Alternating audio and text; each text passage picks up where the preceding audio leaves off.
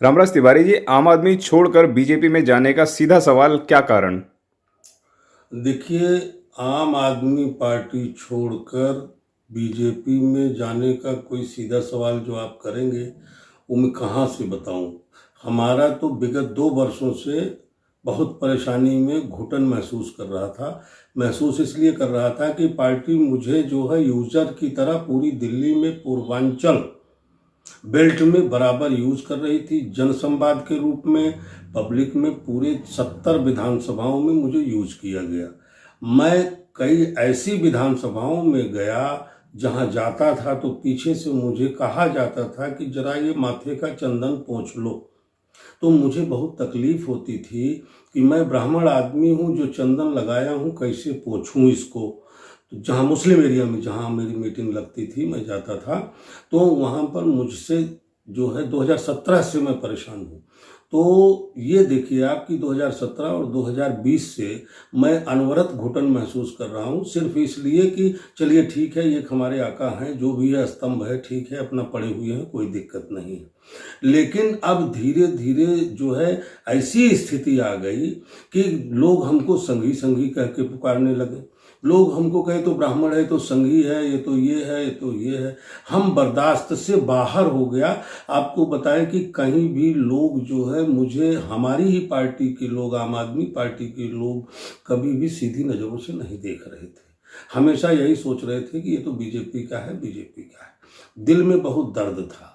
अब हम कोई कहीं मीटिंग में जा रहे हैं, कोई निमंत्रण दे रहा है, तो उसका मतलब ये है कि अब हम उसके साथ बैठ के कोरमा खाएं, कबाब खाएं। मैं ब्राह्मण आदमी, मेरा दम घुट रहा था वहाँ, आपको बताएं। हम इसीलिए इस पार्टी को छोड़ दिए। जी। जिस तरीके से आप बता रहे हैं और मीडिया और सोशल मीडिया के माध्यम से बताया जाता है कि संजय सिंह जो पार्टी के एक पिलर हैं, उनसे आपके व्यक्तिगत बहुत अच्छे संबंध थे, उसके बावजूद भी इस तरीके की बात क्यों? थे नहीं, आज भी हैं। आज भी हमारे, और जब तक हम जिंदा रहेंगे, पारिवारिक हम उनके, हमें गुरु मानते हैं अपना, उनका पूरा परिवार गुरु मानता है। और हम जब तक जिंदा रहेंगे तब तक हमारे पारिवारिक संबंध रहेंगे। पारिवारिक और राजनीतिक में अंतर होता है। तो पारिवारिक संबंध है हमारे, कोई हमारा राजनीतिक कोई संबंध ऐसा नहीं है कि हम कहीं शामिल हुए हों। हम इंडिया अगेंस्ट करप्शन जब चला है 2011 में, तब से मैं जुड़ा हूँ, मैं शामिल नहीं हुआ हूँ। मुझे किसी ने शामिल नहीं किया था। उसके बाद पार्टी बनी, फाउंडर मेंबर रहे। उसके बाद बतेरी बहुत सी बातें हैं, आई गई। लोकपाल बिल आया, लोकपाल अभी तक नहीं बना। मोहल्ला सभा अभी तक नहीं बनी। डिस्पेंसरी को मोहल्ला क्लिनिक बना दिया। वहाँ जो है आप देखिए, कुत्ते बिल्ली चरसी जो है वो बैठे हुए हैं। आप ये देखिए कि जो है डोर स्टेप डिलीवरी जो चल रही है शराब की, तो 5-10 साल 12 साल का बच्चा भी अगर अपने बाप की आईडी ले करके अब वो भेज दे कि भैया हमको एक बोतल शराब दे दो, तो 10 साल 12 साल के, मतलब हर जुआ भी शराबी बन जाएगा। ये दिल्ली को नशेड़ी बनाने का काम ये आम आदमी पार्टी और उसके मुखिया लोग कर रहे हैं। जी। जिस तरीके से आप तमाम खामियां बता रहे हैं आम आदमी पार्टी के अंदर, तो इसको छोड़ने में आपने 2 साल क्यों लगाए? 2 साल सिर्फ इसीलिए कि अब भी सुधर जाए। हम कहते थे, अब आप पूछ रहे हैं कि 2 साल। आपको मैं बताऊं कि जब 28 विधायकों की 28 सीट मिली थी, तब भी यही दशा चली हुई थी कि भाई हम सौगंध खाते हैं, हम किसी का सपोर्ट नहीं लेंगे। लेकिन इन्होंने कांग्रेस का सपोर्ट ले लिया था। तो हम लोगों ने यही हाल किया था कि भाई आप इसको बदल दीजिए। हमको दिल्ली की जनता ने संपूर्ण बहुमत के साथ दोबारा वोट करेगी और हमारी सरकार बनेगी। इसलिए दबाव के बाद इन्होंने 28 सीटों वाली सरकार को उसको विड्रा किया, डिसॉल्व किया। उसके बाद दोबारा चुनाव आई तो 67 सीट आई। जी।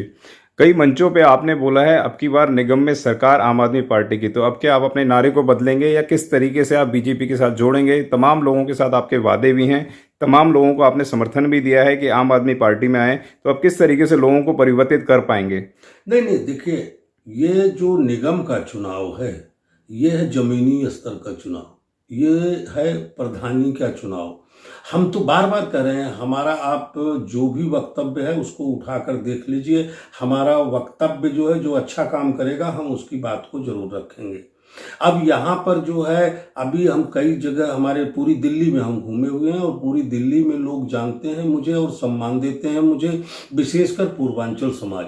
हम जो है अनवरत जब से लगे हुए हैं, पूरी दिल्ली में छठ पूजा का कार्यक्रम करवाते हैं, सारी बातें करवाते हैं। मुझे तकलीफ तब हुई जबकि इनको कहा गया 2 महीना 3 महीना पहले से ही हम शुरू हैं कि भाई छठ पूजा आ रही है और पूर्वांचलियों के लिए इसको आप जो है हटा दीजिए, इसको शराबियों का आप जो है दुकान खोल रहे हैं, हर जगह सारी चीज़ें खुल रही हैं, आप जो है जो भी धरना प्रदर्शन हो रहा है हर जगह खोल रहे हैं, आप जो है एक समुदाय के से धोखा क्यों कर रहे हैं? एक पूर्वांचल समाज से आप धोखा कर रहे हैं कि उनकी छठ पूजा जो है, उनकी छठ पूजा को जो है आप बंद करा रहे हैं। हम लोगों ने जब हमने कहा, नहीं सुने, तब मजबूरन हमको एरिया के विधायक अजय महावर से कहना पड़ा कि आप विधानसभा में जा रहे हो, आप विधानसभा में इस चीज़ को उठाओ।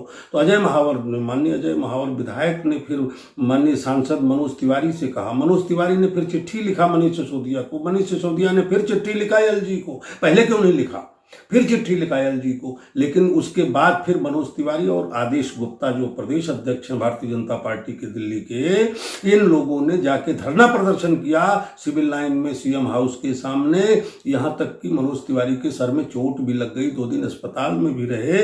उसके बाद तब डीडीएमए की बैठक के लिए सीएम ने जो है वहां एलजी हाउस में चिट्ठी भेजा। पहले क्यों नहीं भेजा भाई? सो रहे थे, बुढ़िया की शादी हुई सब कुछ गंवा के। काम, अगर तुम सीएम हो, तुम मालिक हो दिल्ली के, तुमको जनता ने चुना है, पूर्वांचलियों ने चुना है, पूर्वांचलियों के नाते तुम सीएम हुए हो। और तुम्हें बता दें कि अगर पूर्वांचल का कोई नाम नहीं होगा तो तुम कभी भी जीवन में सीएम नहीं बन सकते। जो पूर्वांचल की बात करेगा वही दिल्ली पर राज करेगा। ये पुरानी बातें हैं हमारी। इसलिए अगर तुम्हें ये सब करना था, डीडीएमए की मीटिंग अर्जेंट बुलानी थी, तो 2 महीना पहले क्यों नहीं बुलाए? अब जब धरना प्रदर्शन हुआ भारतीय जनता पार्टी का, तब आपने जो है एलजी हाउस को लिखा कि भाई अब डीडीएमए की मीटिंग बुलाई जाए।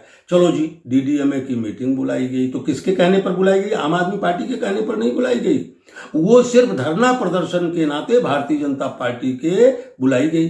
अब बुलाई गई तो वहां पे क्या हुआ कि चलो जी, ये तो खुल गया, होना था, खुलना था तो खुल गया।